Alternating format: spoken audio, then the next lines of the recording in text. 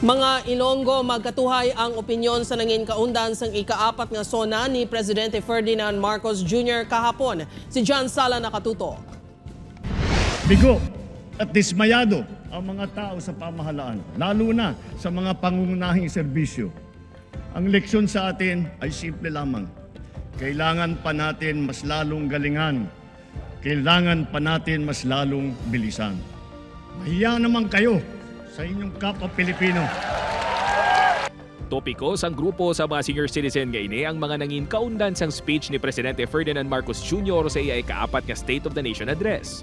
Sino kay Nanay Nida, bilibini bangod sa simple, mahangpan kag klaro nga punto sang presidente sa iya speech. Gani sa grado nga 1 to 10, 7 kuno si PBBM para sa iya. Ang iya nga pagpatakaran nang daw hindi man nga mahina nang lang nang daw may pagka-up man nga may tsakto may ara man nga ma-improve pa ang iya nga performance. Apang si Nanay Noemi, hindi kuno kumbinsido nga matuman ang maging pasalig sang presidente. Ilabi na sa mga programa sini sa kubos. Iwan lang. Nga awan, ma'am. Dula man sa inimuan. Tanan nga mga pamisa, dula man.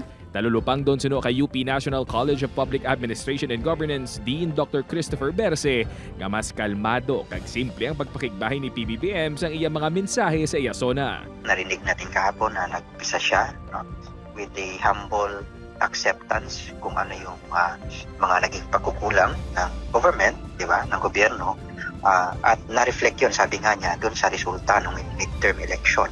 At sabi nga niya, inamin niya na mas sigit pa na kailangan pang galingan, kailangan pang bilisan yung mga serbisyo. And he started with humility and he ended with a call for accountability. Apang kun may mga positibo, may mga kulang man kuno sudo kay Dr. Berse, gakuntani nahatagan man sang pagtamod sang presidente. Usapin ng wage hike, wala siya, silent siya doon. Siyempre, understandably, siguro ba gusto rin niyang iwasan yung usapin ng impeachment, wala rin yun. Hindi rin nabanggit yung usapin ng West Philippine Sea. Matapos ang sona sang presidente, balantayan naman kung ano sa mga ginpromisa nga proyekto kag programa sini ang matagaan sa katumanan. Upod kay Hans Di Sierto, John Sala. 1 Western Visayas.